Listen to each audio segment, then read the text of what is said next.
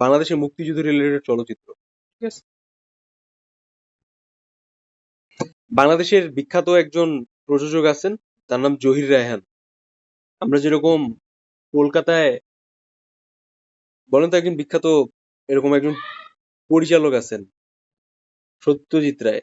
তাকে যেরকম চিনি, বাংলাদেশে আমরা ওরকম জহির রায়হান একজন অন্যরকম, অন্যতম একজন পার্সন, বহু প্রতিভাবান। সব থেকে মজার ব্যাপার হচ্ছে কি যে ইনারা যা ক্রিয়েশন করে গেছেন, এইটা হইতেছে ওয়ান পিস। হ্যাঁ, ওয়ান পিস কেন এই টাইপস এর ক্রিয়েশন আর দ্বিতীয়টা হয়নি। তিনি যে স্টাইল, তিনি যে ফরম্যাট, ওই সময়ে যে ক্ষুধাটা ছিল, ক্ষুধাটা নিবারণ হয়েছে তাদের এই ক্রিয়েশনের মাধ্যমে।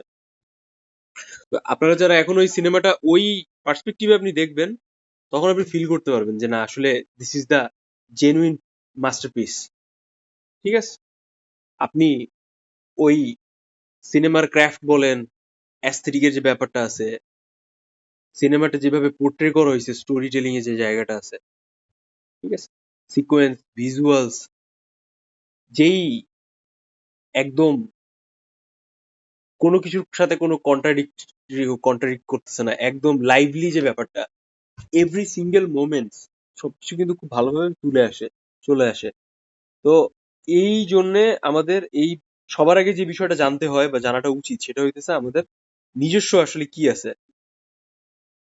হ্যাঁ, তো আমি আপনাকে একটা লিস্ট দিচ্ছি, আপনি এটা একটু দেখেন।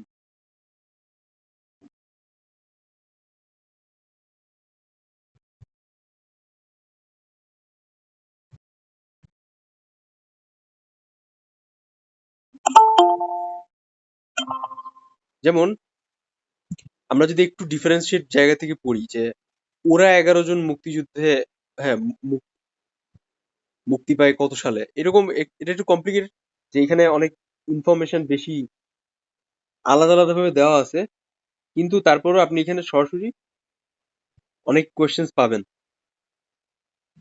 যেগুলো হচ্ছে সরাসরি ওই পরিচালক এইসব রিলেটেড। ঠিক আছে? তো আমি এখন যেটা শেয়ার করতেছি, এখান থেকে সবকিছু পড়ার প্রয়োজন নাই। এখান থেকে আপনারা বেছে বেছে পড়বেন ওই ফিল্ম রিলেটেড যে বিভিন্ন ব্যাপারগুলো আছে ওই জায়গায়। ঠিক আছে? যেমন আমি বললাম, বাংলাদেশ আন্তর্জাতিক বেশ কিছু বিষয়ের উপর বেস করে অনেক কোয়েশ্চেন্স আসে। সো এখানে আপনি ওটা পাবেন। দেখেন,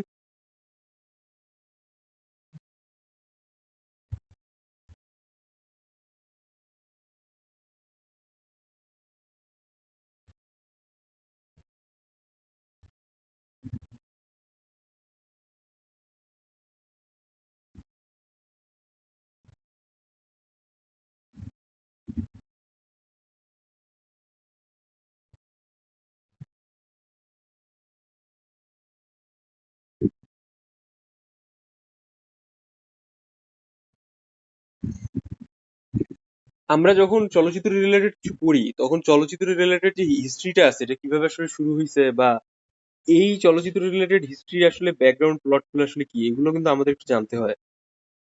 ঠিক আছে? তো এই ব্যাপারগুলো হচ্ছে আমাদের একটু মানে জানাটা জরুরি। তো এখানে কিছু স্পেসিফিক ইনফরমেশন আছে, আপনারা এগুলো একটু দেখবেন ভালোভাবে।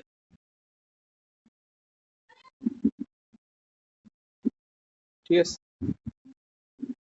প্রথম যে দুইটা টপিক দিছি, 1 থেকে 98 পর্যন্ত যে এমসিকিউ গুলো আছে ওইখানে বাংলাদেশের মুক্তিযুদ্ধ রিলেটেড বা বাংলাদেশ পরিচালনা রিলেটেড, এগুলো একটু বেশি করে দেখবেন। পরে যে আপনি 120 প্রথম 20টা পাইছেন, ওইটা একটু ভালোভাবে দেখবেন। ঠিক আছে? চলচ্চিত্র নির্মাণে কিন্তু অনেক প্রযুক্তির ব্যবহার হয়। কোয়েশ্চেন টাইপস অনেক ধরনেরই হয়, তার ভিতরে আমি আপনাদের গত ক্লাসেও শেয়ার করছি আর এই ক্লাসেও একটু করি।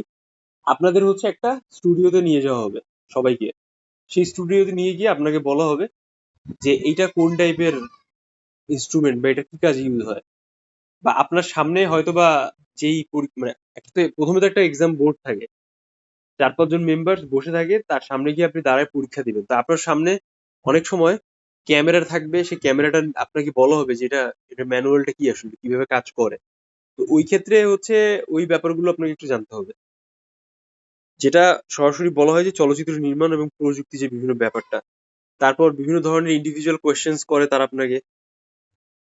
একবার এমন কোয়েশ্চেন আসছিল যে সব স্টুডেন্টদেরকে একটা রুমে নিয়ে যাওয়া হয়েছে, দেন তাদের ফ্লোরে বসাই দেওয়া হয়েছে, বসানোর ব্যবস্থা ছিল, আর তাদের হচ্ছে একটা শর্ট ফিল্ম ছেড়ে দেওয়া হয়েছে, ঠিক আছে, 5 মিনিটের শর্ট ফিল্ম।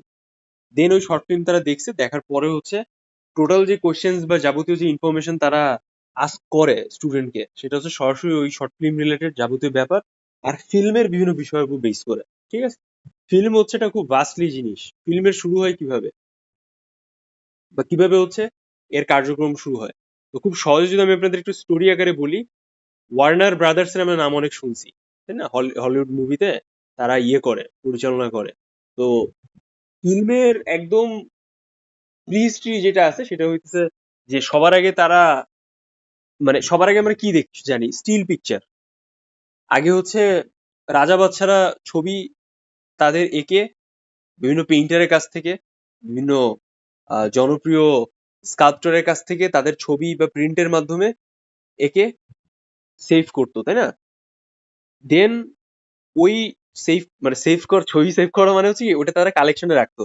এখন রাজা হচ্ছে কোনো একটা আন্দোলনে যাচ্ছে, কোনো একটা যুদ্ধে যাচ্ছে, এইরকম। দেন ওইটা আস্তে আস্তে কনভার্ট হয় একটা ইলিউশনে। প্রথম আমরা জানি যে রেনেসার আগে একদম স্টিল লাইফ পিকচার যেটা আছে সেই পিকচারটা প্রথমে মানুষ আগাইতো, পরে হচ্ছে মানুষ তোলা শুরু করে। আলোর প্রতিবিম্বকে কাজে লাগিয়ে এই প্রসেসটার থ্রুতে এটা আবিষ্কার করা হয়। তো একটা বক্স ছিল, সেই বক্সের ভেতরে আলোর প্রতিবিম্ব যখন পড়ে তখন ওইটাকে ধারণ করার জন্য একটা কি ব্ল্যাক এন্ড হোয়াইট ফরমেশনে একটা মেশিন বা ডিভাইস তৈরি করা হয় যেটা এই কার্যক্রমটা করে। তো তখনের ছবিটা অত বেশি ভালো ছিল না, ওটা খুব ঝাপসা টাইপের হইতো। দেন ওইটা আস্তে আস্তে অনেক মডিফাই হয়। মানুষ যখন মেকানিক্যাল লাইফে যখন আসা শুরু করে, যেমন আমরা রেনেসার মুহূর্তে যদি কথা বলি, রেনেসার আগের মুহূর্তে যখন কথা বলি, তখনও সবার প্রয়োজন ছিল, সবার খিদা ছিল যে হ্যাঁ আমরা সবাই এক জায়গায় হয়ে একটা রেভলিউশন ঘটাই, গবেষণা করি, যেটা হইতেছে খুব ইনডেপথ, আমাদের হিউম্যান কাইন্ডের ডেভেলপমেন্টে অনেক কাজে আসে। হ্যাঁ, আর বর্তমান সময় হচ্ছে এই জিনিসটা ইউনিভার্সাল ফরমেশন। আমরা ইউনিভার্সিটিকে যেটা বলি, একটা ইউনিভার্সাল ফরমেশন যেখানে আপনারা পড়তে আসবেন। So what is the definition of university? University ডেফিনেশনটা হইতেছে যে separate department, discipline, there are some bunch of scholars, হ্যাঁ, অনেক কগনিটিভ পার্সন যারা হইতেছে এক জায়গায় হইছে একটা কি জ্ঞান চর্চার জায়গা হিসেবে, জায়গার পরিচিতি হিসেবে তারা এক জায়গায় হইছে, যেখানে প্রতিনিয়ত কিভাবে একটা স্টেট, একটা কান্ট্রিকে ডেভেলপ করা হয় এটার বিষয় নিয়ে যাবতীয় চর্চা করা হয়। ইটস নট লাইক যে আপনার ইউনিভার্সিটিতে 24 ঘন্টা খালি ড্যান্স হচ্ছে বা এরকম টাইপের, বা আপনি ইউনিভার্সিটির ওই আবেগে আপ্লুত হয়ে গেছেন। It's not like that. ওইখানে গবেষণাও থাকবে, ওইখানে হচ্ছে প্রেমও থাকবে, ওইখানে ভালোবাসাও থাকবে, ওইখানে রিলেশনশিপ, বিয়েও থাকবে, ওইখানে হচ্ছে সবকিছু থাকবে, এভরিথিং ইজ এক্সিস্টেড দেয়ার, ঠিক আছে। তো এর কম্বিনেশন। তো পৃথিবীর প্রথম যেই কনসেপ্টটা আসে তার ওয়াইডলি স্প্রেডেড ব্যাপার দাঁড়ায় পরবর্তীতে, যেটা আমরা দেখি বর্তমানে আর্ট ফরমেশন বা ক্রিয়েটিভ সেন্সের ভিডিওগ্রাফির যে সব থেকে ইন্ডিভিজুয়াল রূপ বা জায়গাটা হইতেছে সেটা হচ্ছে সেলফ ব্লগিং, ঠিক আছে।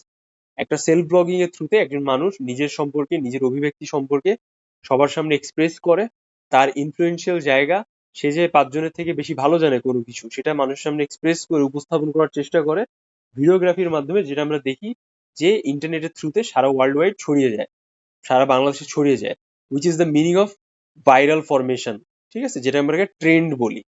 একটা ট্রেন্ড হয়, আপনি সানডা বলেন, এটা বলেন, সবচেয়ে একটা ট্রেন্ড, একটা ইউনিক কোনো ব্যাপার, কোনো স্টাইল, কোনো ফরম্যাট, যেটা পরবর্তীতে মানুষ খুব ব্যাপকভাবে ওইটাকে কনজিউম করা শুরু করে। This is called info entertainment, ঠিক আছে। তো এইরকম প্রতিটা জিনিসের অনেক ইন্ডিভিজুয়াল ব্যাখ্যা আছে। তো আজকে আমরা যেটা নিয়ে কথাবার্তা বলতেছি, বা আমরা আজকে মূল যে বিষয়টা নিয়ে কথাবার্তা বলতে চাই সেটা হইতেছে এই চলচ্চিত্রের নির্মাণের বিভিন্ন ধরনের প্রযুক্তি। তো ফার্স্ট স্টেজে আমরা ছিলাম ছবি মানুষ আঁকায়, আঁকায় ওটা সংরক্ষণ করে হাজার হাজার বছর ধরে। তো ওই ইমেজ কেউ নিজের ব্রেনে ক্যাপচার করতেছে, লং টার্ম ফরমেশন সময় ধরে আঁকাচ্ছে, ওই ইমেজটা আসলে কিভাবে দেখায় একটা মানুষের ভেতরের যে আবেগঘন যে রূপটা, ঠিক আছে? যে আপনি মনে করেন যে এখন বাংলাদেশে এখন অনেক হাউকাউ চলতেছে, তাই না?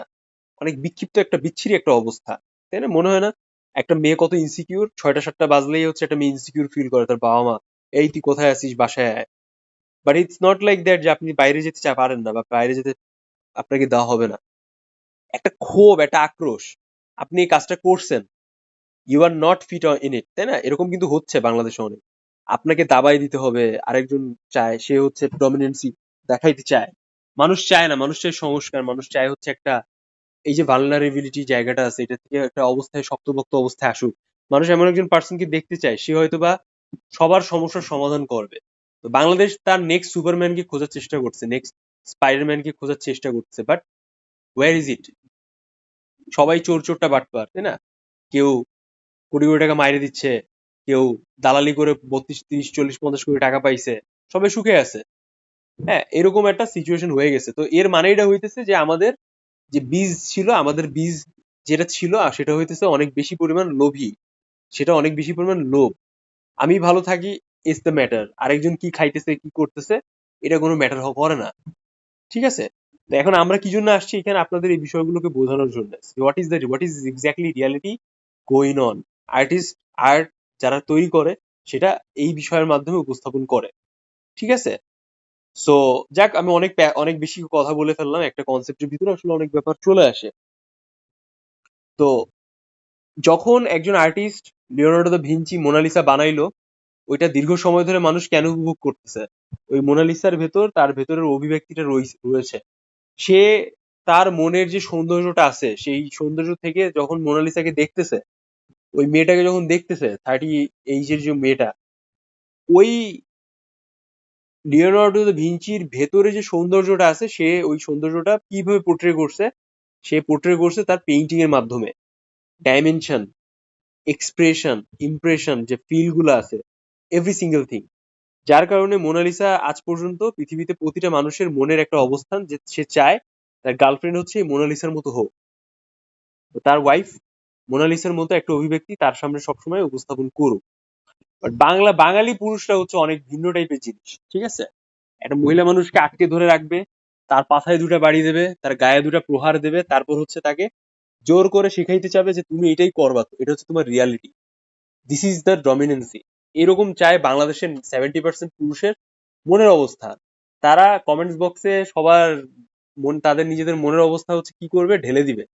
হ্যাঁ, যে যারা একটু ফর্সা টাইপের মেয়ে আছে তারা হচ্ছে কি তারা হচ্ছে পরিষ্কার, আর যারা একটু শ্যামলা টাইপের আছে তারা হচ্ছে নোংরা, ঠিক আছে? তো চিন্তা করেন যে মানুষের মানসিক অবস্থা কোথায় নামলে এই জিনিসগুলো মানুষ এইগুলো নিয়ে ব্যস্ত থাকে। চিন্তা করেন, আপনি কবে নিজেকে ডেভেলপ করবেন? একটা পুরুষ মানুষকে হ্যাংলা দেখা যায়, শুকনা দেখা যায়, তাকে স্বাভাবিক পুরুষ মানুষের মতো লাগে না। আপনার ভিতর কোনো মাস্কিউলিন নাই, আপনার ভিতর কোনো মাচো ব্যাপারটা নাই, তো কিভাবে আপনি নিজেকে পুরুষ হিসেবে দাবি করতেছেন? ঘন্টার পর ঘন্টা আড্ডা দিচ্ছেন ফ্রেন্ডসদের সাথে, বালসাল জিনিসপত্র নিয়ে discussion. So how could be possible to develop in the next momentum, তাই না? আপনার ভিতর কোনো জ্ঞান নাই, আপনার ভিতর কোনো স্পৃহা নাই, আপনি কিছু মানে আপনি কিভাবে নিজেকে দাবি করেন যে আপনি একজন পুরুষ বা আপনি একজনকে সিকিউর করবেন? Just think about it. বাংলাদেশে বর্তমানে 70% পুরুষ মানুষের অবস্থা হয়ে গেছে হচ্ছে রাস্তার কুকুরের মতো। তারা সারাদিন ভর ঘুমাবে, খাবে, পড়ে থাকবে রাস্তার কোনায় কোনায়, দেন সারা রাত ভর চিল্লাবে, যাদের ডাক কেউ শুনতে চায় না। তো দেখেন, এই 70% পুরুষরাই হচ্ছে ফেসবুক নিয়ে ব্যস্ত, ওদের এই কমেন্টস বক্সে দারুণ ভাবে ডিসকাশন করবে এটা সেটা। তো এইটা কখন হয়? এটা তখন হয় যখন একটা সমাজ অনেক বেশি অধপতনের দিকে যায়। না আপনি কিছু করতেছেন, না আপনি আপনি আরেকজনকে কিছু করতে দিচ্ছেন, সব জায়গায় 16 গলা শূন্য, ঠিক আছে? তো একজন আর্টিস্ট যখন এই বিষয়গুলো নিয়ে কাজ করতেছে, কথা বলার চেষ্টা করতেছে, মানুষের মনে ওই জায়গাটাকে তৈরি করার চেষ্টা করতেছে যে দেখো, আমি একজন অক্সফোর্ড পড়ুয়া একজন পুরুষ, এক মহিলা, আমি বাংলাদেশে আসছি বাংলাদেশকে সার্ভ করার জন্য। হ্যাঁ, আমি দেশকে ভুলে যাইনি। So this is called the real hero. আপনি যতদিনই থাকেন না কেন, আপনি অনেক বেশি পরিমাণ কমপ্লিকেশনের ভেতরে আছেন। সব ভালোর ভেতরে তো সব ভালো থাকে, সব খারাপের ভেতরে তো ভালো থাকে, আবার সব ভালোর ভেতরে তো অনেক খারাপ থাকে, তাই না? যারা বহুরূপী ভালো, যাদের আমরা বলি, সব খারাপের ভেতর যে ভালো থাকে তারা হচ্ছে পিওর ভালো, আর যারা সব ভালোর ভেতর অনেক খারাপ থাকে তাদের আমরা বলি হচ্ছে বহুরূপী ভালো। কে কাকে প্রিটেন্ড করতেছে? আপনি আমাকে প্রিটেন্ড করতেছেন? না, আমরা আমাদের হোল কান্ট্রিটাকে প্রিটেন্ড করতেছি যে এটা এইরকম। সো যাই হোক, ছবি, স্টিল ছবি যখন মানুষ তোলা শুরু করে প্রতিবিম্বর মাধ্যমে, একটা আহ, আয়নার রিফ্লেকশনের মাধ্যমে, একটা সরাসরি হচ্ছে কি বলে ওইটাকে একটা কি বক্স যেন বলে, ওইটা ওই বক্সের ভেতরে মানুষ হচ্ছে আহ, ছবি ক্যাপচার, ইমেজ ক্যাপচারের ব্যাপারটা ওরকম তখন আসেনি। লাইটের সোর্সটাকে কাজে লাগিয়ে মানুষ হচ্ছে ছবিটাকে দেখা শুরু করে একটা স্পেসিফিক ফ্রেমের ভেতরে। তারপরে হচ্ছে মেশিনারিজ রেভলিউশনে বা ইন্ডাস্ট্রিয়াল রেভলিউশনের দিকে যখন মানুষ আস্তে আস্তে ইনভলভমেন্ট চলে আসে, তখন হইতেছে কি হয়, তখন মানুষ হচ্ছে আস্তে আস্তে ছবি ক্যাপচার করা শুরু করে। তখন আবিষ্কার হয় প্রথম মেকানিক্যাল ক্যামেরা। ঠিক আছে? এই মেকানিক্যাল ক্যামেরা পরবর্তীতে ডিজিটাল ক্যামেরায় রূপ লাভ করে, পরবর্তীতে ইমেজ, সিঙ্গেল ইমেজ মুভিং ইমেজে রূপ লাভ করে। আপনাকে কোয়েশ্চেন্স করতে পারে যে 1 মিনিটের চলচ্চিত্র জন্য, ঠিক আছে, আপনারা এটা একটু মাথায় রাখবেন যে 1 মিনিটের চলচ্চিত্রের জন্য,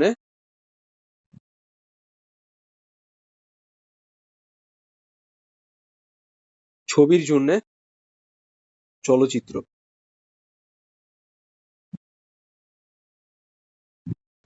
কতগুলো ছবি প্রয়োজন?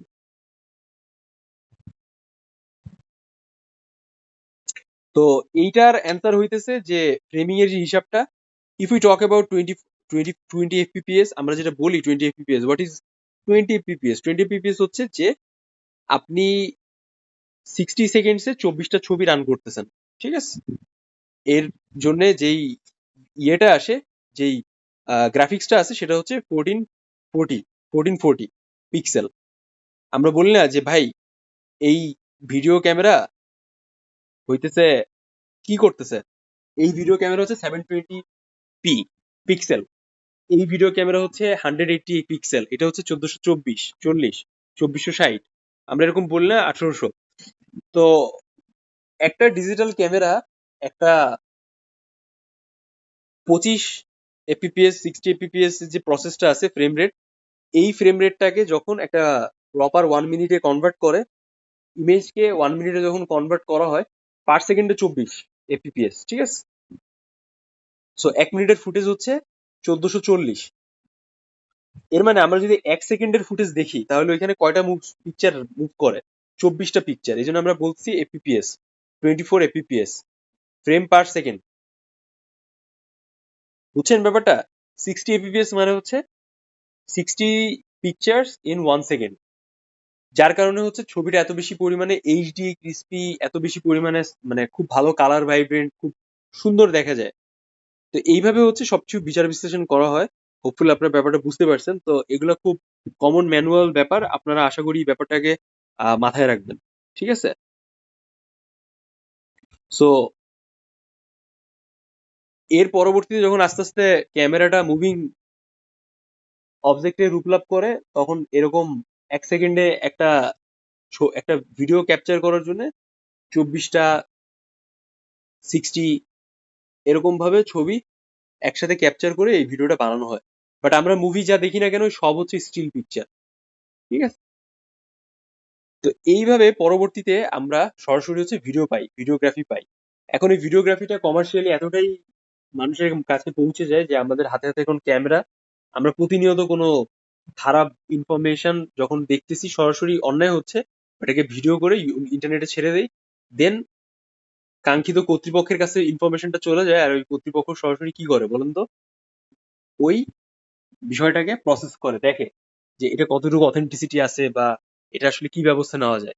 এভাবে মানুষ বিচার পায়। তো this is the medium of কি সেফটি, বর্তমানে এটা হয়ে দাঁড়াইছে।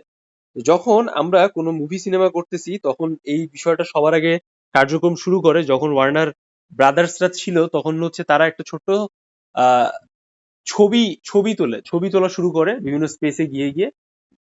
দেন তারা ট্রাই করে, চিন্তা করে যে কিভাবে এটাকে হচ্ছে এন্টারটেইনমেন্ট ব্যাপারে কাজে লাগানো যায় বা এন্টারটেইনমেন্ট প্রসেসের থ্রুতে উপস্থাপন করা যায়। পরে তারা হচ্ছে যখন ওই ক্যামেরা তখন অনেক এক্সপেন্সিভ ছিল, তখন ওই ক্যামেরা থ্রুতে টুকটাক ভিডিওস করে হচ্ছে খুবই স্বল্প পরিসরে মানুষকে দেখানো শুরু করে। তো মানুষ হচ্ছে এটা অনেক পছন্দ করে, কারণ এখানে একটা স্টোরি ছিল, একটা সাউন্ড ছিল, একটা প্রসেস ছিল। আপনারা খেয়াল করবেন যে আগে আমরা যখন বাংলাদেশে প্রথম সিনেমা আসে বা সিনেমা হল আসে, তখন কিন্তু সেই সিনেমা হলে সরাসরি স্টিল পিকচার প্রজেক্টরের, যেরকম আমরা দেখি প্রজেক্টরে কোনো ভিডিও দেখি, সেরকম প্রজেক্টরের মাধ্যমে স্টিল পিকচারকে দেখানো হইতো। এক একটা মোটা মোটা বড় বড় রিল থাকতো, সেই স্টিল পিকচার গুলো মুভ করতো, সাউন্ড ব্যাকগ্রাউন্ডে একটা সাউন্ড বাজতো, রেকর্ডেড সাউন্ড। সেই রেকর্ডেড সাউন্ড স্টিল পিকচারের সাথে কম্বিনেশন করে একটা প্রপার মুভি আমরা দেখতাম। তো মুভি থিয়েটারের প্রথম স্টেজে মানুষের এন্টারটেইনমেন্টের জায়গাটা ছিল এরকম, বুঝছেন? এই যে আমরা ম্যারিলিন দেখি, ম্যারিলিন ম্যারিলিন আছেন ইউএস এর অনেক ফেমাস একজন তারকা। তারপর অনেক ফেমাস যে জায়গাগুলো আছে সবকিছু এইভাবে প্রাইমারি স্টেজ থেকে আস্তে আস্তে বর্তমানে একটা কমপ্লিট রূপ। আমরা এখন এইচডি ক্যামেরা দেখি, আমরা এখন মোশন ক্যামেরা দেখি, আমরা বিভিন্ন ধরনের এখন ভিজুয়াল দেখি, অনেক টাইপের ক্যামেরা আসছে, হ্যাঁ 4D ক্যামেরা পর্যন্ত বের হয়ে আসছে, গ্লাস লাগায় যেগুলো গগল ইউজ করা হয়তো। এইভাবে হচ্ছে আসলে এই যে ইন্ডাস্ট্রি তৈরি হয়েছে, বা এই ইন্ডাস্ট্রিতে যে স্টোরি ব্যাপারটা আসছে এইভাবে শুরু হয়। পরে পৃথিবীর বিভিন্ন প্রান্তে ওয়ার্নার ব্রাদার্স এর মতো, জাপানে, তারপর চায়না, তারপর হচ্ছে ইন্ডিয়া, অনেক জায়গায় হইতেছে বিভিন্ন ভাবে এই ক্যামেরার ব্যবহার শুরু হয়। পরবর্তীতে হচ্ছে সিনেমার একটা ব্যাপক রূপ লাভ করে, স্টোরি, নায়ক, এটা সেটা, স্টার গ্ল্যামার, এটা সেটা হাবিজাবি অনেক কিছু। ঠিক আছে? তো চলচ্চিত্র নির্মাণে যে প্রযুক্তিটা আছে তার ভেতরে ক্যামেরা আর আমি যা যা বললাম, এই ব্যাপারটা একটু মাথায় রাখবেন, কারণ এগুলো হচ্ছে আপনাদের ব্যাপকভাবে কাজে আসবে। এর পরবর্তীতে হচ্ছে আমি আপনাদের আরো কিছু ইনফরমেশন শেয়ার করতেছি, যেখানে সরাসরি হচ্ছে খেয়াল করে দেখেন যে চলচ্চিত্র নির্মাণে যে প্রযুক্তিটা আছে, যেমন লাইটিং এর প্রধান কাজ কি, গ্রিন স্ক্রিন কি, সিজিআই কি, সাউন্ড ডিজাইনের প্রধান কাজ কি, হ্যাঁ টেলিভিশন ক্যামেরার কাজ কিভাবে করে, স্লো স্লো মোশন শট কিভাবে নেওয়া হয়, ফোকাল লেন্থ এর অর্থ, স্টাডি ক্যাম এগুলা কি, অল ডে শট কি, টেলিভিশন প্রোডাকশন, এইগুলা ছোট ছোট ছোট ছোট অনেক ইনফরমেশন আছে, যেটা আমার কাছে মনে হয়েছে যে হ্যাঁ আসলে এইটা আপনাদের জানার খুব খুব জরুরি। আর এগুলো একটা ইম্পর্টেন্স ক্রিয়েট করে। টোটাল 40টা এমসিকিউ বা 40টা ইনফরমেশন এক একটা রিলেটেড আমি আপনাদের সাথে শেয়ার করছি। এটা যখন আপনারা পড়বেন দেন আপনারা ভালোভাবে বুঝতে পারবেন যে আগে পিছে কোনো ইনফরমেশন যদি আপনাদের জানার প্রয়োজন পড়ে, দেন আমরা ওইগুলো নিয়ে এক্সপ্লেইন করবো, ইনডেপথ কথাবার্তা বলবো। যেমন আমি আজকে ক্যামেরা বা স্টিল পিকচার নিয়ে আপনাদের সাথে কথাবার্তা বললাম, ফ্রেম পার সেকেন্ড বা ফ্রেমের ব্যাপারগুলো নিয়ে বিষয় নিয়ে কথাবার্তা বললাম। ঠিক আছে? তারপর চলচ্চিত্র নাট্যশৈলী বা স্ক্রিপ্টিং এর একটা ব্যাপার আছে। যখন আমাদের ক্যামেরাটা রেডি হচ্ছে, তখন তার আগে আমাদের কি রেডি করতে হবে, আমাদের স্ক্রিপ্ট রেডি করতে হবে। স্ক্রিপ্টটা আসলে কি, কোনো কিছু প্লটটা আসলে কি। যখন একটা সিনেমা বানানো হয়, শর্ট ফিল্ম বানানো হয়, তার স্টোরি বোর্ড থাকে, তার স্টোরি ভিজুয়ালস থাকে, এগুলো আসলে কি, কিভাবে একজন নায়ক নায়িকাকে প্রপোজ করবে, এটা একটা ফ্রেম ওয়াইজ ফ্রেম দেখানো হবে। যে নেক্সট 2 মিনিটের শট, প্রতি 10 সেকেন্ডস এর শট হচ্ছে এরকম। তো নায়িকা হচ্ছে যখন প্রপোজ করতেছে, নায়িকার বডি ল্যাঙ্গুয়েজ কেমন হবে, নায়িকাকে কতটুকু এক্সপ্রেশন আনতে হবে ফেসে, বডিতে, হ্যাঁ তার জামা কেমন হবে, তার জামার গঠন কেমন হবে, এভরি সিঙ্গেল থিং তারা মেমোরাইজ করায় নায়িকাকে, নায়ককে। ঠিক আছে? এই যে আমরা যত বেশি পরিমাণ দেখি মুভিজ, বিভিন্ন ধরনের সিন দেখি, দেখি না, আপনারা একটু খেয়াল করেন, এই যে নায়িকারা বিভিন্ন ধরনের জামা কাপড় পরে, তাদের যে এত বেশি পরিমাণে অ্যাট্রাকটিভ করা হয়, কেন করা হয়? যেন আপনার চোখটা ওই দিকে থাকে, আপনি যেন ফুল ফোকাস থাকেন, স্টোরির দিকে না থাকেন, অ্যাটলিস্ট ওই দিয়ে তাদের টাকাটা উঠে। তো এইভাবে হইতেছে ইন্ডাস্ট্রিতে ধীরে ধীরে ধীরে ধীরে কি ঢুকছে বলেন তো, একটা ইন্ডাস্ট্রিতে ধীরে ধীরে নেগেটিভ যে অ্যাফেয়ার্স আছে সেই বিষয়গুলো ঢোকা শুরু করে। বা আমাদের বাংলাদেশে বা মানুষ যে জেনারেলি যেটা মনে করে যে ইন্ডাস্ট্রি মানেই হইতেছে এইটা খুবই জঘন্য, ওইটা খুবই জঘন্য, বা এই ডিরেক্টরের সাথে ওই নায়িকা ঘুমাইছে, বা ওই ডিরেক্টরের সাথে ওই নায়কের একটা কোনো কিছু ছিল, একটা সমকামিতা ছিল। আমরা এরকম অহরহ দেখবো। হ্যাঁ, মনে করেন যে হলিউডে বলিউডে কারণ জোহর আছে, ধর্মা প্রোডাকশনের আন্ডারে, সে অনেক ভালো ভালো সিনেমা বানায়। তো এরকম একটা ডাউট আছে সবার ভিতরে যে কারণ জোহর আসলে একটা গে। আর কারণ জোহর হইতেছে যখন কোনো সিনেমাতে কোনো নায়ক নায়িকারে লঞ্চ করে, তখন সে হইতেছে অনেক নায়কের সাথে হচ্ছে উল্টো পাল্টা করে, এরকম একটা কাহিনী একদম প্রচলন আছে। তো এইরকম ভাবে অনেক ব্যাপার আসলে মানুষের ভিতরে অনেক নেগেটিভিটি আসছে। সো কখনো আসলে এটা জাজ করা উচিত না যে আসলে আপনি একটা জিনিস শুনতেছেন সেটা আসলে রিয়ালিটি অনেক বেশি।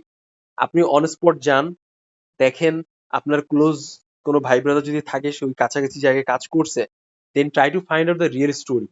দেন আপনি ওটাকে এক্সপ্লেইন করার চেষ্টা করেন যে হ্যাঁ ভাই, এইটা আসলে এইরকম, ওইটা আসলে ওরকম। এই জন্য হইতেছে এই সিনেমা আপনাদের পড়াশোনা। আপনি যখন ইউনিভার্সিটি যাবেন আপনি কমপ্লিট একটা স্টুডিও পাবেন যেখানে বিভিন্ন ধরনের গ্যাজেট রিলেটেড ব্যাপার থাকবে। আমি যা যা বলতেছি এই প্রতিটা জিনিসের উপর বেস করে আপনাদের টিচার এক একটা ইন্ডিভিজুয়াল জিনিসের উপর বেস করে, টপিকের উপর বেস করে আপনাকে 1-2 দিনের ক্লাস নিবে, লেকচার দিবে, ওয়ার্কশপ করাবে। আপনাকে হচ্ছে সরাসরি ঢাকায় বিভিন্ন প্রোডাকশন হাউসে নিয়ে গিয়ে আপনাদের সাথে কোলাবোরেশন করাবে। আপনারা যন্ত্র অংশ ধরে ধরে দেখবেন। হ্যাঁ, ও মাঝে মাঝে এমনও হয় যে নায়ক নায়কের সাথে দেখা সাক্ষাৎ হয়ে যায়, ছবি টবি তুলে অনেকে সোশ্যাল মিডিয়ায় পোস্ট করে। তো অনেক ব্যাপার স্যাপার আছে আসলে।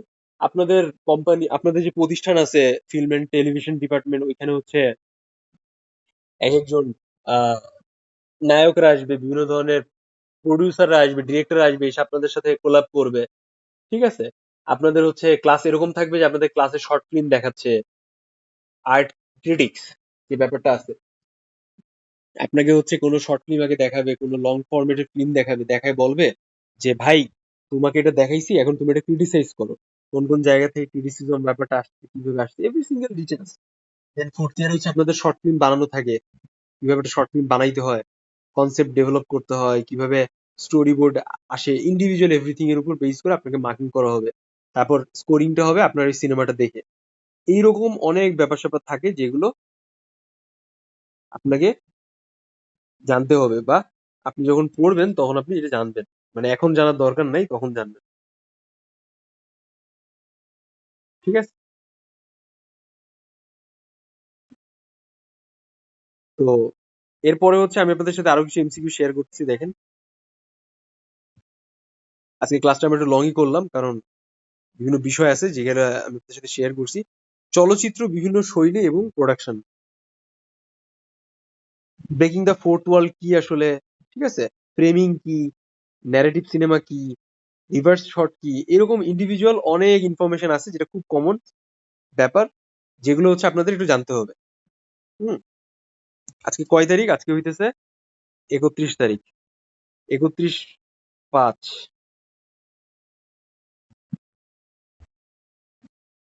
এই হইতেছে আজকের অবস্থা। তো আপনাদের কাছে কি কখনো মনে হয়েছে যে ভাই কেন এরকম হতাশা?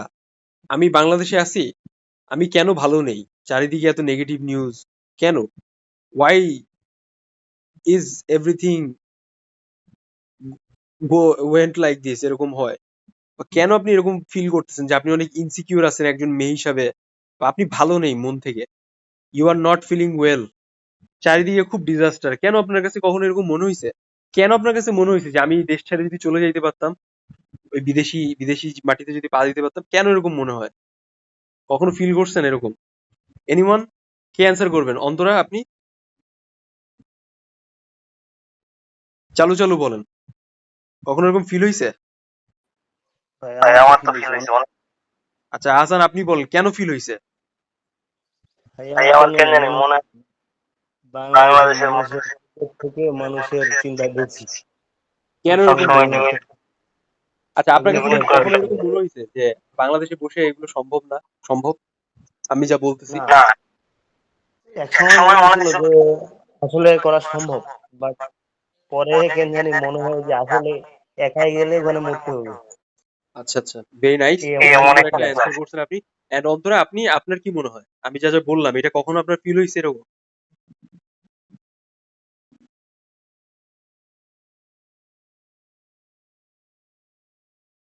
অন্তরা, আপনি কি ক্লাসে আছেন?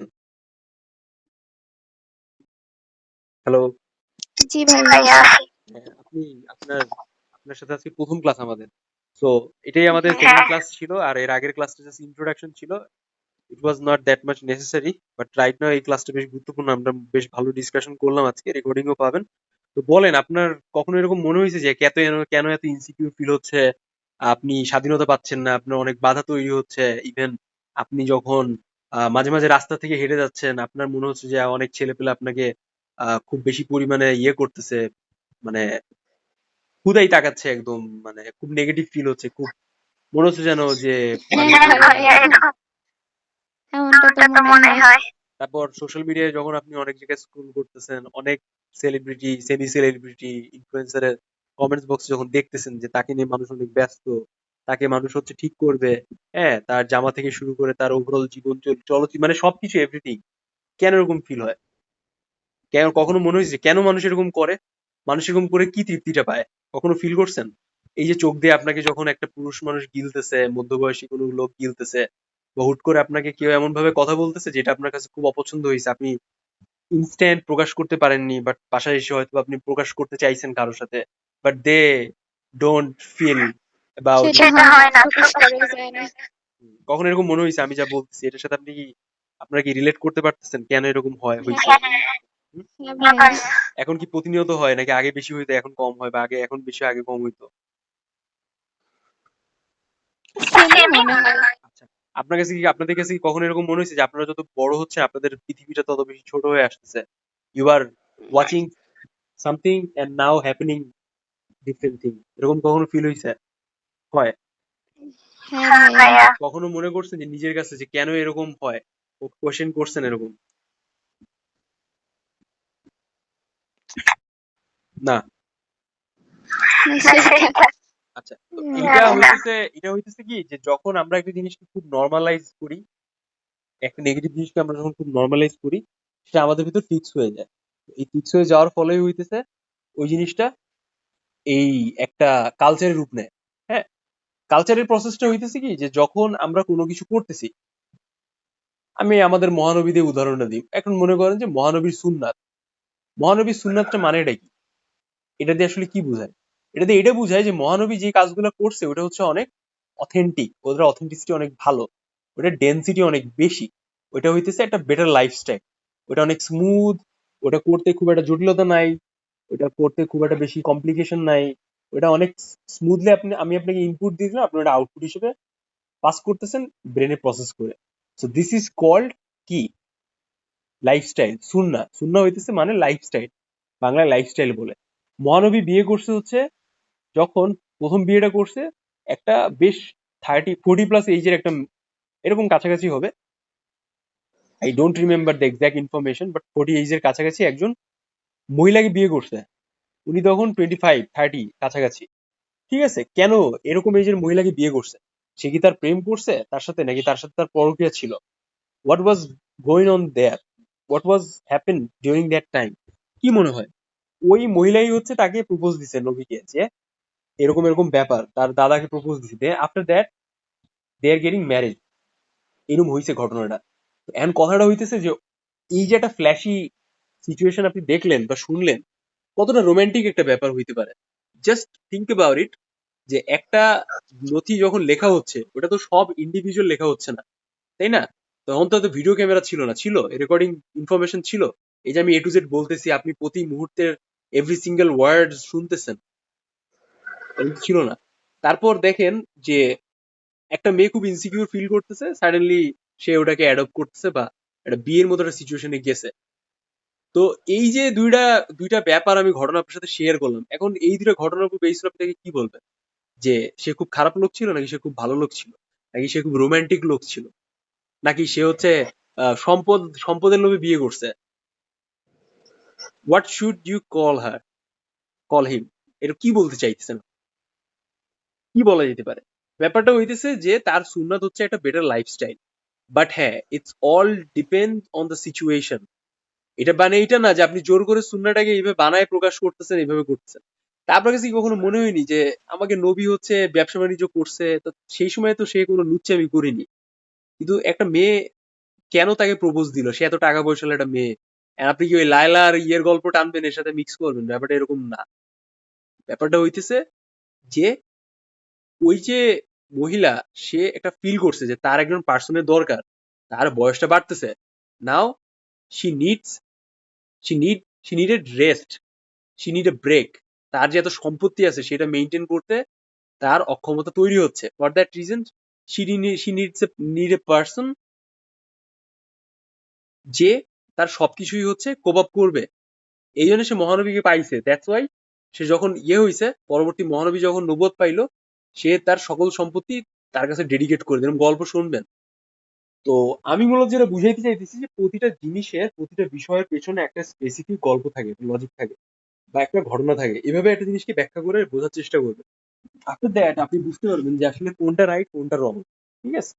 আমাদের বাংলাদেশের রাজনীতি, আরেকটা ঘটনা বলে আমি মেইন ঘটনা আসছে। আমাদের বাংলাদেশের রাজনৈতিক দল বর্তমানে এতটাই নিজেদের ন্যাস্টি করে ফেলছে যে মানুষের কাছে খুব নর্মাল লাগে। মানুষের কাছে মনে হয় যে রাজনীতি মানেই চোর, সরকারি চাকরিজীবী মানেই চোর। বুঝছেন? প্রতিটা জিনিসের একটা পজিটিভিটি আছে। তো যখন আপনার বাবা মা বলবে যে আমার তোমার জন্য একটা সরকারি ছেলে বিয়ে দেবো, হেবি একটা ছেলে দেখছি, তার তো হেবি টাকা পয়সা আছে, আপনি আপনার বাবা মাকে বলবেন সে কত টাকা চুরি করছে। তোমরা নীতিবান আমার শিখাইছো সারা জীবন, and তুমি আমার কাছে একজন দুর্নীতিবানের কাছে তুলে দিবা এরকম? তো every single day you should try to realise that যে আপনার সাথে কি হইতেছে, আপনার ভবিষ্যৎ, আপনার লাইফ যে কত বড় একটা স্ক্যাম, আপনার প্রতি মুহূর্ত যে কত বড় একটা স্ক্যাম হচ্ছে আপনার সাথে, ইউ ক্যান নট রিয়েলাইজ ইট। এখন আপনি কি চান যে আপনার ছেলে মেয়ের সাথে এটা হবে, নাকি আপনিও চান যে হ্যাঁ এই স্ক্যাম চলতে থাকুক? লাস্ট 50 ইয়ার্স আমাদের ভাই ব্রাদার, যাদের আমরা ভাই ব্রাদার বলি, তারা আমাদের সাথে স্ক্যাম করছে। ঠিক আছে? In last 50 years. আর আমাদের যারা মুরব্বীরা আছে তারা এটা মাথা পেতে নিতে, so there haven an advantage. হ্যাঁ, আজকে আপনি যদি ইংলিশ পড়াশোনায় ক্লাসে ফাঁকি মারেন, তাইলে কি হবে বলেন তো? আপনি পিছায় গেলেন, আপনার বন্ধু ইংলিশ শিখে আগায় গেল। যখন আপনি অ্যাডমিশন টেস্ট দিবেন, ধরা খাবেন, কারণ আপনার ইংলিশ গোড়া ভালো না। আপনি ইউনিভার্সিটি একটা মিনিমাম সাবজেক্টে চান্স পাইলেন, আরো অ্যাডভান্স ইংলিশ ওইখানে, আপনি তখনও ধরা খাবেন, কারণ আপনি ভালোভাবে ইংলিশ শিখে আসেন। আপনি যখন বিদেশে যাবেন, আইএলটিএস দিবেন, তখন দেখবেন যে আপনার আইএলটিএস স্কোরই উঠতেছে না। So what happen? আপনার আর ভালো লাগতেছে না। সবকিছুর গোড়া কি? ওই ইংলিশ। আপনি ইংলিশটাকে ভালোভাবে অ্যাডপ্ট করেননি। ইট ওয়াজ নট ইউর কালচার। আপনি ইংলিশকে একটা সাবজেক্ট হিসেবে ট্রিট করছেন, নট এ ল্যাঙ্গুয়েজ। এর জন্য দায়ী কারা? আপনার ওই টিচার, যারা আপনার সাথে স্ক্যামটা করছে। তাহলে কি টাকাটা হালাল হইলো? তারা কি হালাল ভাবে টাকাটা কামাইলো? না। তো এই সবকিছুই মানুষ কেন করে? এর পিছনের রিজনটা কি? কেন আমি আপনাদের সাথে এই কথাগুলো শেয়ার করতেছি? কেন আপনারা এই কথাগুলো শুনতেছেন? বা কেন আমি আপনাদের সাথে এই বিষয়গুলো বইলে আপনার সাথে আমার লাভটা কি? আমি তো আপনাদের পিডিএফ ধরাই দিলেই তো আপনারা একদম রিল্যাক্স চিল, পড়াশোনা কমপ্লিট, ঈদের পর পরীক্ষা, ইউনিভার্সিটি উঠবো, লাইফ চাঙ্গা। ব্যাপারটা কি এরকম? ব্যাপারটা এরকম না। ব্যাপারটা হইতেছে রেসপন্সিবিলিটি। কয়জন পড়তেছেন? আপনার 3 জন পড়তেছেন। কিছুদিন আগে নাট্যকলায় পড়ছে 30 জন, 10 জন। তো আপনারা 3 জন পড়ছেন, আস্তে আস্তে দেখবেন এটা আরো অনেক বড় হয়ে যাবে। বা আমি যদি না চাই, আমি স্টুডেন্ট দেবো না, 3 জনেই পড়াবো। তো ঘটনাটা হইতেছে এটা একটা রেসপন্সিবিলিটি। আপনারা যারা পড়তে চাইতেছেন, কারণ আপনাদের আগ্রহটা একটু হলেও আছে, এক কণা মাত্র আগ্রহ আছে। তো কেন খাদিজা নবীকে এরকম ভাবে করছে, ট্রিট করছে? কারণ সে তারে দিয়ে ইমপ্রেস হয়েছে। তো পুরুষ মানুষের উচিত নিজেরে তৈরি করা। পুরুষ মানুষের উচিত না যে কখনো একটা মেয়েরে ইমপ্রেস করা। কারণ একটা মেয়ে কখনোই ওই পুরুষ মানুষের কাছে যায় না যে সে তাকে ইমপ্রেস করতে চায়। একটা মেয়ে মানুষ সবসময় সেই টাইপের পুরুষ মানুষের কাছে যায়, সে তাকে একটা সিকিউরিটি দিতে পারে। সে যখন একটা রুমে যাচ্ছে, ওই মেয়েটা খুব কমফোর্ট ফিল করতেছে, সে একটা খুবই সিকিউর ফিল করতেছে in every single space. Economy বলেন, ভিজুয়াল বলেন। ঠিক আছে? আপনি যখন একটা পুরুষ মানুষের হাতটা ধরতেছেন, you are not feeling empty, you are fulfil with your partner. এইরকম মানুষ খুঁজে বেড়াইতে চায় একটা মেয়ে। তো she is trying to find out everywhere. তো একটা, দুইটা, তিনটা, চারটা, পাঁচটা, ছয়টা, এরকম করে একটা পর্যায়ে যায় সে তার লোনলিনেসে ফিক্স হয়ে যায়। And now this is called a culture, this is called a trend. ঠিক আছে? তো এটা ইনস্টাগ্রাম ট্রেন্ডটা কি? ট্রেন্ডটা হইতেছে এরকম যে একটা খুব ভালো একটা ট্রেন্ড আছে, আমি এটা কোথায় যেন দেখছিলাম, আমি এটা ভুলে গেছি। তো যাক, সমস্যা নাই, এটা পরে মনে পড়লে আরেকটা ক্লাসে বলে দিব না। তো এখন ঘটনাটা হইতেছে যে সুন্নাহ আপনি অ্যাডপ্ট করলেন, ওটা আপনি চর্চা করতেছেন in a right way, not wrong way. কোনো কিছুকে মিসইউজ অ্যাবিউজ করা যাবে না। কেন আমাদের এই বাংলাদেশে এরকম হয়? একটা dominancy. First of all this is called dominancy, and second of all ব্যাপারটা হইতেছে যে মানুষ নিজের মতো করে নিজের একটা কালচার বানায় নিছে। আমাদের বাংলাদেশে বর্তমানে যে ইসলামটা আছে, this is not an appropriate Islam. ঠিক আছে? এটা একদম ইসলামের প্রপার অ্যাপ্রোপ্রিয়েট না। মানুষ প্রতিনিয়ত ব্রেন ওয়াশ হয়। কিভাবে হয়? ওয়াজ মাহফিলের মাধ্যমে। ওয়াজ মাহফিল কোথায় হয়? গ্রামগঞ্জে, পাড়া মহল্লায়। কত মানুষ আছে? কারা আসে? ওই সেই মধ্যবয়সী লোক যারা তার পরিবারের জন্য ব্রেড এন্ড বাটার আর্ন করে।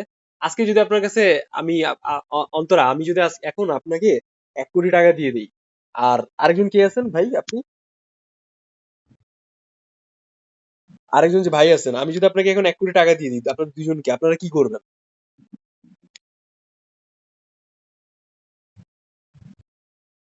আপনারা কি করবেন বলেন তো? ভাই আর মনে করেন যে ভাই জানি না। আমি যদি আপনাদের দুজনে 1 কোটি 1 কোটি টাকা আলাদা দিয়ে দিই, প্রথমে আপনারা কি করবেন বলেন তো? আপনাদের বয়সে আপনারা যেটা দেখতেছেন বা আপনাদের যেভাবে ব্রেন ওয়াশটা করা হয়েছে সোসাইটির বিভিন্ন প্রোডাক্টের মাধ্যমে, আপনারা ওই জিনিসটাই করবেন। হ্যাঁ, প্রথম ব্যাপার এটা। সেকেন্ড ব্যাপারটা হচ্ছে আপনারা আপনার বাবা মার আর কোনো কথাবার্তা শুনবেন না, কারণ আপনার কাছে পর্যাপ্ত টাকা আছে। 1 কোটি টাকা মানে অনেকটা হিউজ থিং আপনাদের বয়সে। দেন আপনারা ওই 1 কোটি টাকাকে বিভিন্নভাবে ইউটিলাইজ করতে পারবেন, ট্রাই করবেন ইনভেস্ট করা, ব্যবসা করা, নিজেদের স্বয়ংসম্পূর্ণ করা, তাই না? ট্যুর দিবেন, চিল করবেন। সো এইভাবে আপনারা আপনাদের 1 কোটি টাকা স্পেন্ড করার চেষ্টা করবেন, তাই না? আপনারা নিজেদের ভিতর অনেক বিগ ফিল করবেন, অনেক মানে ডাইভার্স ফিল করবেন। আপনারা যেরকম দেখতেছেন সেরকম ভাবে নিজেদেরকে স্ট্যাবলিশ করার ট্রাই করবেন। কিন্তু এই যে 1 কোটি টাকাটা আপনি পাইলেন, কতজন আছে এটা অ্যাপ্রোপ্রিয়েট ওয়েতে রেখে স্পেন্ড করে নাই, লোক নাই। কারণ কি? They don't have that much knowledge. আর আমরা নলেজটা কোথায় থেকে পাই? আমরা নলেজটা পাই সোশ্যাল মিডিয়া থেকে। আমরা নলেজটা পাই হইতেছে বিভিন্ন ধরনের ইনফরমেশন থেকে, যেটা আমাদের চারপাশে ঘুরপাক খায়। তো আমাদের বর্তমান বাংলাদেশের সিচুয়েশনটা এমন হয়ে গেছে যে আমাদের যে চারপাশে যে সিচুয়েশনটা, যেটাকে অনেকটা ঘোলাটে করে দেওয়া হয়েছে। সাম পিপল যারা চায় না যে এই সিচুয়েশনটা খুব নর্মালাইজ হোক, আপনি স্বয়ংসম্পূর্ণ হয়ে যান, আপনার সংস্কার আসুক, আপনি এটা আসুক, আপনি এটা করেন, ওটা করেন, সবাই অনেক বেশি পরিমাণ লোভী। সো এইটার জন্য আপনার সবার আগে নিজেকে ফিগার আউট করতে হবে যে এক্স্যাক্টলি আপনি আসলে কি চাইতেছেন, যেটা আমি ফার্স্ট ক্লাসে আপনাদের সাথে বলার, শেয়ার করার চেষ্টা করছি, বুঝছেন? তো এই জন্য আর্ট রিলেটেড যাবতীয় কনসেপ্টকে মানুষ অনেক বেশি পরিমাণে নেগেটিভ দেখে। কারণ কি? মানুষ মনে করে যে এইটা আসলে মানুষকে অনেক উন্মুক্ত করে দেবে। যখন উন্মুক্ত করে দেবে, যখন একটা মেয়ে মানুষ অনেক উন্মুক্ত হয়ে যাবে, ইটস নট লাইক যে ছোট জামা কাপড় পরে ঘুরতেছে। এটা মানে হইতেছে যে সে তার নিজের লাইফ নিয়ে অনেক স্বয়ংসম্পূর্ণ। যখন একটা উন্মুক্ততা কাজ করবে বা উন্মুক্ততা যখন কাজ করে, তখন হইতেছে সে আর বাইন্ডিংস এর ভেতর থাকবে না। তখন কি হবে? বাইন্ডিংস এর ভেতর না থাকার কারণে একটা হাই অথরিটি পার্সন, সে যেভাবে চাইতেছে যে সে চাইতেছে যে সমাজটা এইভাবে পরিচালিত হোক, সে আর দেন তার ওই ডমিনেন্সে থাকতেছে না, ওইটা ব্রেক হয়ে যাচ্ছে। এই জন্য ডেমোক্রেটিক্স বলে, তাই না? ডেমোক্রেসি বলে।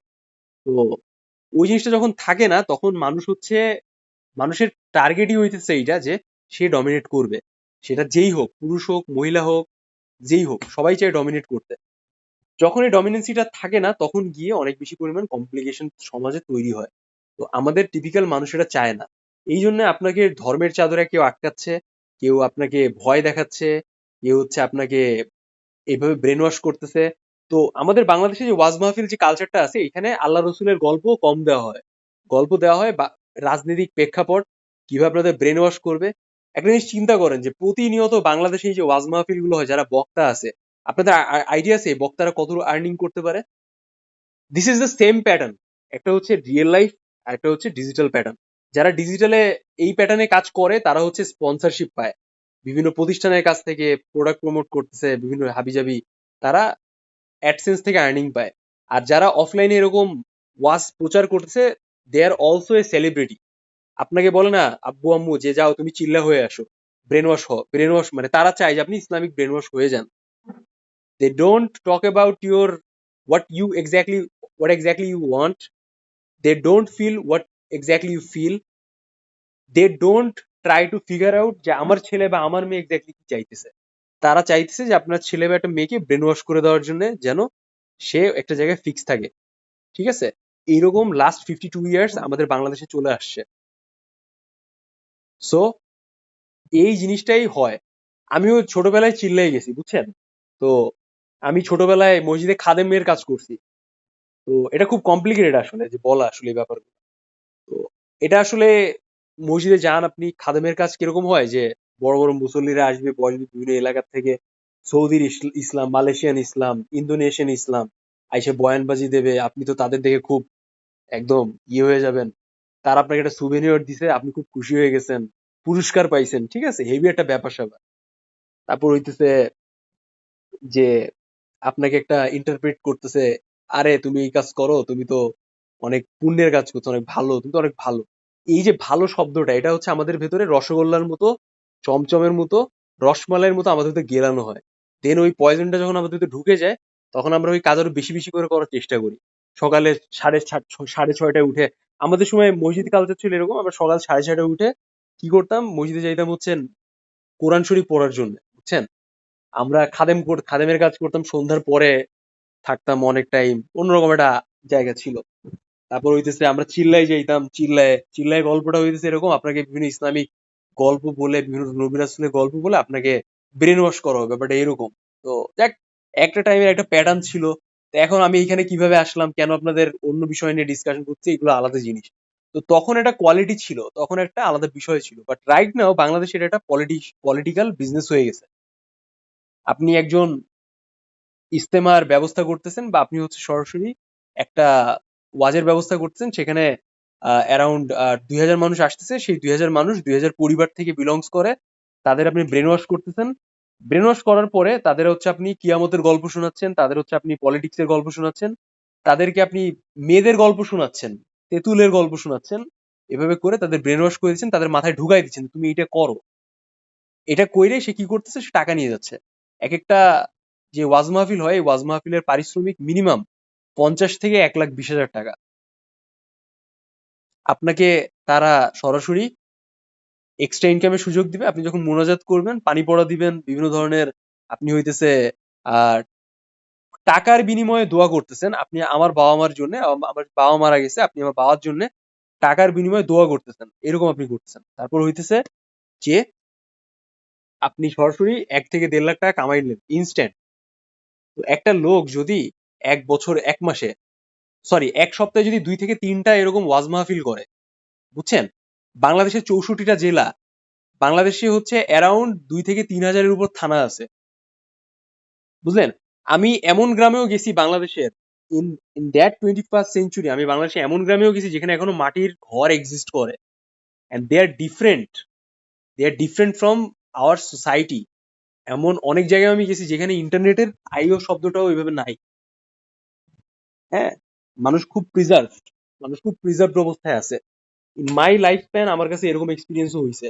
আপনি উত্তরবঙ্গের কথা বলেন, দক্ষিণবঙ্গে যে কথা বলেন, আপনি যেখানেই যান, আমি এটা ফিল করছি। আমি বাংলাদেশের ওই সবুজটাকে আমি ফিল করে আসছি। So this is this is the thing, আসলে যেটা আপনার একজন আর্টিস্ট হিসেবে নিজেকে উপস্থাপন করতে হবে।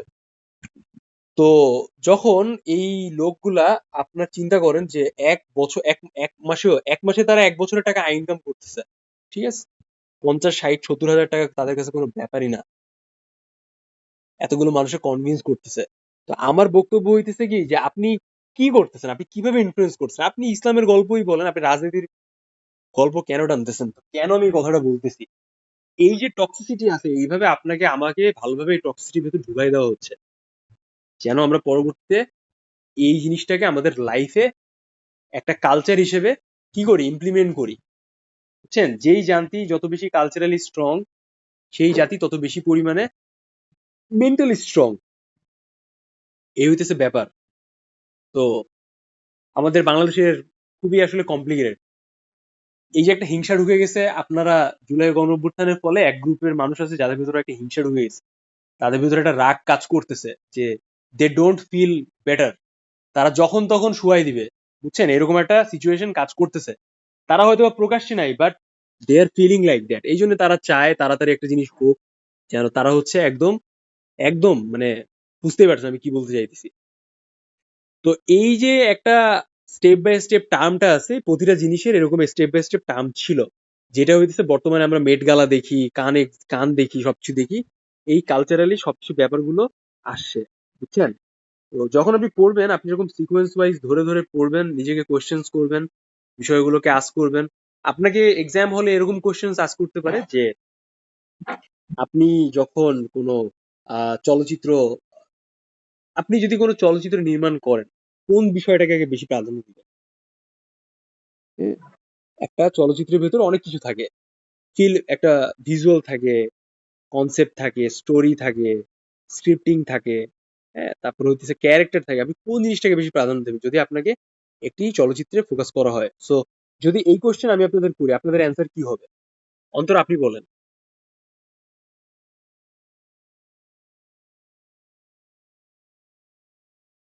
আপনি কোন জিনিসটায় প্রাধান্য দিবেন সবার আগে? আপনাকে একজন চলচ্চিত্র নির্মাতা হিসেবে যদি আপনি পরবর্তীতে যদি কোনো চলচ্চিত্র বানান, আপনি কোন জিনিসটা প্রাধান্য দিবেন? আমি অলরেডি একটা হিন্ট দিয়েছি। আচ্ছা, উনি বলবেন না, আসান বলেন।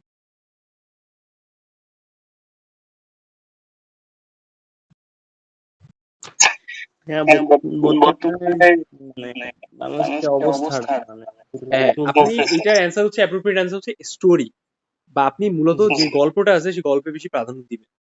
কারণ এইটা হইতেছে সব থেকে বেশি আগে। মানুষ নায়ক নায়িকাকে দেখবে ছোট জামা পরে নাচতেছে, বড় জামা পরে নাচতেছে।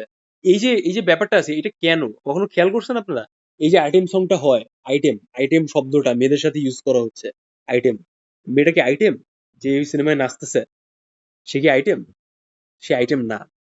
ওই মেয়েটা হইতেছে ওই সমাজের কি, ওই সকল পুরুষের মনের অবস্থাটাকে প্রকাশ করতেছে, যাদের ভেতর ওই ন্যাস্টি, ওই কুৎসিত ব্যাপারটা আছে, চোখ থেকে গেলা ওই যে ব্যাপারটা আছে। তা আপনি এখন কি বলবেন? এখন আপনি আমাকে কি বলবেন ভাই? রাস্তাতে যাব, সব আপুকে কি সালাম দেবো, বা সব মেয়েদের কি সালাম দেবো, নাকি মানে মানে তাদের নিয়ে কমেন্টস করবো না, তাদের মানে নর্মাল তো হয়ে যায় ভাই, কি করবো, তাদের কি করবো? তাদের কি হুজুর চোখে দেখবো না সালাম দিব? বা তারা যেভাবে যাচ্ছে তারা যাক, সেটা তাদের পার্সোনাল, কি বলবো আসলে? গল্পটা ওরকম না। গল্পটা হইতেছে যে একটা সিনেমা যেটা আছে, সেই সিনেমাটা পোর্ট্রে করতেছে যে একটা মেয়েকে আসলে কিভাবে তার সমাজের লোকজন দেখতেছে। যে একটা মেয়ে দাঁড়ায় নাচতেছে, সে কারোর কাছে যাইতে পারতেছে না। এখন এটা অনেক জায়গায় ঝামেলা আছে, ইন্টারন্যাশনাল অনেক কনফ্লিক্ট থাকে যখন একটা আইটেম সং হয়। একটা সিনেমার অ্যাট্রাকশন থাকে যে একজন সিনেমার যে মেইন একটা অ্যাট্রাকশন গুলোর ভিতরে একটা থাকে যে তারা চায় যে ওই সিনেমায় যখন মানুষ একটা দীর্ঘ সময় ধরে সিনেমাটা দেখে বোর ফিল করবে। সাইকোলজিক্যাল ব্যাপারটা হচ্ছে এরকম, গেমটা এখানে এরকম যে যখন আপনি মনে করেন আইটেম সং কখন হয়, আইটেম সং সিনেমার এমন একটা জায়গায় রাখা হয় যখন মানুষ একটা স্টোরিতে একটা পর্যায়ে গিয়ে অনেক বোর ফিল করে। তখন ওই বোর ফিলটাকে কমানোর জন্য আইটেম সং দিয়ে মানুষের মনটাকে আরো আপ্লুত করা হয়। বলে না যে আরে এন্টারটেনমেন্ট করা, মানে বলে না, দেখবেন অনেক ইয়েতে এন্টারটেনমেন্ট কেন করা হয়? এই যে এরকম নুডিটিতে কেন রাখা হয়? আমরা যত ওয়েব সিরিজ গুলো দেখি, কেন এত নুডিটি রাখা হয়? নুডিটি রাখা হয় যেন আপনার অ্যাট্রাকশনটা ঠিক থাকে স্ক্রিন টাইম অনুযায়ী, আপনি পুরোটা যেন দেখেন। তো এই জন্য হচ্ছে আইটেম সং বা এরকম ব্যাপারগুলোকে ছোট ছোট জামা পরে মেয়েদের নাচানো হয়। তো এতে আপনি টাকা পাচ্ছেন, এটা আপনার প্রফেশনাল স্বাভাবিক ব্যাপার যে আপনার যদি ব্র্যান্ড স্পন্সর না আসে তখন তো একটা নায়ক নায়িকা চলতে পারে না, তাই না? কারণ তাদের তো ইনকামের জায়গাটাই এইটা। এই জন্য হচ্ছে সালমান মুক্তাদির এত লম্বা লম্বা কথা বলে মাঝে মাঝে আমরা দেখি। কেন কেন মানুষ এত তাদের প্রমোট করে? কারণ হইতেছে যে তাদের ব্র্যান্ড ভ্যালুটা ঠিক থাকতেছে, চর্চায় থাকতেছেন। হুম। একটা মিডিয়া মিডিয়া জগতে যত বেশি মানুষ একটা জায়গায় চর্চায় থাকে, তত বেশি পরিমাণে তাকে মানুষ টাকা পয়সা দেয় যে ভাই আপনি তো অনেক চর্চায় আছেন, আপনি তো অনেক ভাইরাল প্রোডাক্ট, আপনি হচ্ছে আমাদের এই প্রোডাক্টটা প্রমোট করেন। এইভাবে জিনিসটা আসলে কাজ করে, বুঝছেন? তো নায়ক নায়কের ক্ষেত্রেও ওরকম। একটা ভালো প্রডিউসার যখন একটা সিনেমা বানায় তখন সে তো যাকে তাকে ইয়ে করবে না, লঞ্চ করবে না, তাই না? সে এমন কাউকে লঞ্চ করার চেষ্টা করবে যে হইতেছে তার ওই জায়গাটার জন্য একদম পারফেক্ট হিসেবে ইয়ে হয়, তাই না? তো এই সবকিছু হচ্ছে সাইকোলজিক্যাল গেম, বুঝছেন? তো যাই হোক, আজকে আমরা ফিল্ম প্রোডাকশন বা ফিল্ম রিলেটেড যাবতীয় ব্যাপার নিয়ে কথাবার্তা বললাম। আমরা হচ্ছে আজকে আমাদের মেইন যে বলার জায়গাটা ছিল, আমরা ফিল্মের বিভিন্ন প্রযুক্তি, আমরা বিভিন্ন ধরনের ইতিহাস, আমরা কিছু কোয়েশ্চেন্স শেয়ার করেছি আপনাদের সাথে, যেন আপনারা বাসায় বসে এই 200 কোয়েশ্চেন্স ভালোভাবে পড়তে পারেন, বুঝছেন? নেক্সট ক্লাস আমরা হচ্ছে ইন্টারন্যাশনাল চলচ্চিত্র বা পুরস্কার, দর্শক, এগুলো রিলেটেড বিষয় নিয়ে কথাবার্তা বলবো। তারপর আমরা আস্তে আস্তে আরো অনেক ব্যাপার নিয়ে কথাবার্তা বলবো যেগুলো আমাদের এনলিস্টেড অবস্থায় আছে। বাট আজকে আমরা যে ব্যাপারটা নিয়ে কথাবার্তা বললাম এটা একটা কনসেপচুয়াল ডিসকাশন ছিল। আর পড়াশোনা রিলেটেড আমরা যেই বিভিন্ন ধরনের ইনফো শেয়ার করছি, এগুলা এগুলো একটু ভালোভাবে দেখবেন। তো বলেন, এখন আপনাদের কারো কোনো কোয়েশ্চেন আছে? Any questions? ভাইয়া এক্সাম কত তারিখের মধ্যে হতে পারে? এটা ভালো কোয়েশ্চেন। আর কারোর অন্তর আপনার কোনো কোয়েশ্চেন? ভাইয়া সেম কোশ্চেন এটাই করতে চাচ্ছিলাম। দেখেন, আপনারা আমার কথা শুনে অনেক ক্লান্ত হয়ে যেতে পারেন, কারণ আমার ব্যাপারটাই এরকম। আমি যেহেতু পড়াই আপনাদের, আমি যেহেতু আপনাদের শেখাচ্ছি, আমি একটু এক্সট্রা কথা বলবো, কিন্তু আমি যে কথাগুলো বলতেছি এই কথাগুলো আপনাদের ক্যারিয়ারের জন্য, আপনাদের ভবিষ্যতের জন্য অনেক বেশি গুরুত্বপূর্ণ। If you want to study in film and television department, you will have to proper right to know about every single thing, বা আপনাদের একটা প্রপার ইনফরমেশন জানাটা খুব জরুরি, যেন পরবর্তী যায় you don't feel guilty about your study, যে আরে কিভাবে কিভাবে এখানে চলে আইলাম, এখন পড়তেছি, 4 বছর শেষ, এখন তো কিছু করতে পারতেছি না, যেন এই বিষয়টা না থাকে। This is your right time, right moment. From day one আপনাকে এটা নিশ্চিত করতে হবে নিজের সাথে, একদম ডিটারমাইন্ড থাকা লাগবে যে আপনি আদৌ এই জায়গায় নিজেকে ফিক্স করতে চাইতেছেন কিনা। যেমন আমি যখন স্কাল্পচারে পড়াশোনা করি, আমি আমার ব্যাকগ্রাউন্ড সম্পর্কে একটু কথাবার্তা বলি। আমি খুলনা ইউনিভার্সিটি থেকে স্কাল্পচার ডিপার্টমেন্টে পড়াশোনা করছি, গ্র্যাজুয়েশন পোস্ট গ্র্যাজুয়েশন। এখন আমার ইচ্ছা হচ্ছে আরো ডিগ্রি নেওয়া, কারণ আমার কাছে মনে হয়েছে যে আমি যে পড়াশোনা করছি সেটা আমার জন্য ফুলফিল হয়নি অ্যাজ এন আর্টিস্ট হিসেবে। তো ফ্রম ডে ওয়ান আমার কাছে এটা খুব ক্লিয়ার ছিল যে আমি এটা নিয়ে পড়াশোনা করবো, আমি এটা নিয়ে আমার ক্যারিয়ার করবো ইন এনি সার্কামস্টেন্সেস। তো রাইট নাও এখন প্রশ্ন হচ্ছে যে what I doing right now. আমি তো এখন আপনাদের পড়াচ্ছি, বাট ইন প্রফেশনাল কনটেক্সটে আমি হচ্ছে অনেক মাল্টিপল জিনিসপত্রের সাথে জড়িত আছি। আমি কিছু বই নিয়েও কাজ করতেছি, হয়তো ওগুলো খুব রিলিজ হয়ে যাবে হয়তো বা নেক্সট ইয়ার, বা মানে অনেক কিছুর সাথে ইনভলভমেন্ট আছি, মাল্টি ইনকাম স্ট্রিমের সাথে ইনভলভমেন্ট আছি, এই হইতেছে মেইন পরিচয়। তো যাই হোক, এখন ব্যাপারটা হইতেছে যে এই বিষয়গুলো আপনাদের জানাটা খুব জরুরি। আচ্ছা, এক্সাম ঈদের পরপরই হবে, হয়তোবা 20 তারিখের ভিতর হয়ে যেতে পারে আগামী মাসের, বাট এটা মাথায় রাখেন যে ঈদের পরে 20 তারিখের ভিতর হওয়ার অঝোর চান্স রয়েছে, কারণ 6 তারিখ পর্যন্ত আপনাদের, সরি 4 না 5 তারিখ পর্যন্ত আপনাদের একটা ডেডলাইন দিয়ে দেওয়া হয়েছে, যে ডেডলাইনের ভেতর আপনারা সাবজেক্ট চয়েস দিয়ে দিবেন। আপনারা কারা কারা কোন কোন ইউনিভার্সিটিতে ফিল্ম, সঙ্গীত, নাট্যকলা এখানে এক্সাম দিতে যাচ্ছেন, যে যেই সাবজেক্টে এক্সাম দিবেন সেই সাবজেক্টের জন্য আপনাকে 300 টাকা করে আলাদা আলাদা পে করতে হবে। তো হোপফুলি আপনারা বুঝতে পারছেন ব্যাপারটা। ওকে ভাইয়া ভাইয়া, আরেকটা আরেকটা কোশ্চেন কোশ্চেন ছিল। ছিল।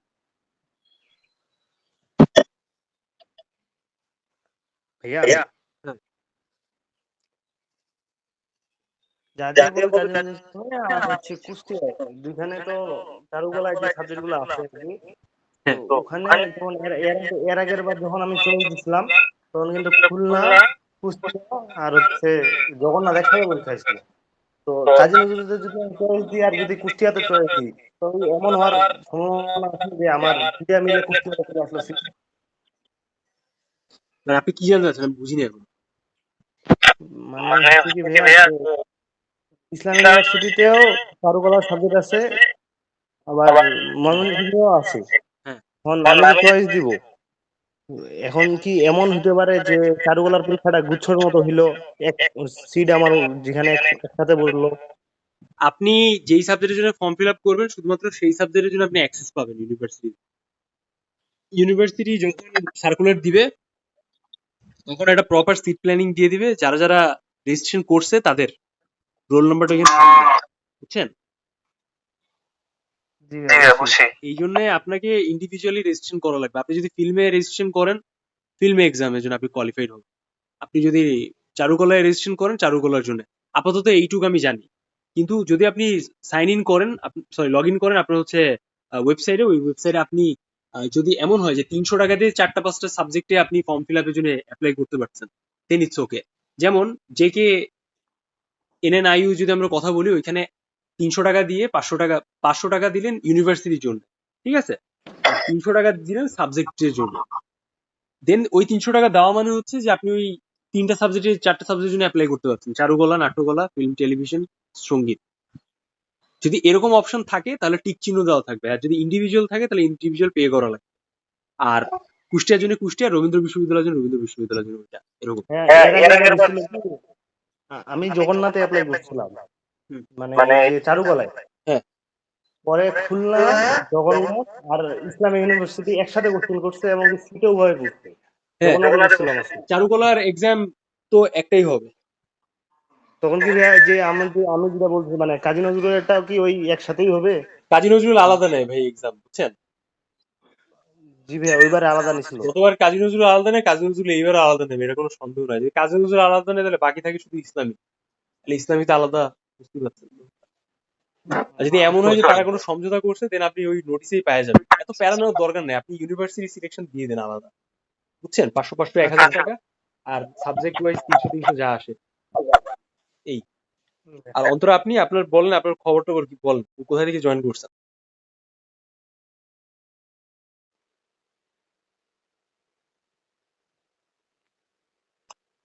আচ্ছা আপনার পরিচয় দেন। হ্যাঁ আপনার পরিচয়টা দেন, কোথা থেকে জয়েন করছেন? আমি রাজশাহী থেকে জয়েন করছি। হুম, রাজশাহী কোথায়? রাজশাহী পুঠিয়া। পুথিয়া? হ্যাঁ এটা কি পুথিয়া রাজবাড়ি নাকি ওইটা, ওই জায়গাটা? হ্যাঁ হ্যাঁ হ্যাঁ ভাইয়া। বাবা, এটা যাওয়া হয়নি। আমি এবার জানুয়ারি মাসে রাজশাহী গিয়েছিলাম, বাট ভালো ঘোরাফেরা হয়েছে। এগুলো আপনাদের আঞ্চলিক জায়গাগুলো যাওয়া হয়নি। ওকে, থ্যাংক ইউ সো মাচ। সবার সাথে দেখা হবে নেক্সট ক্লাসে। সবাই ভালো থাকবে, শুভকামনা। আর যা দিলাম সেগুলো ভালোভাবে পড়েন।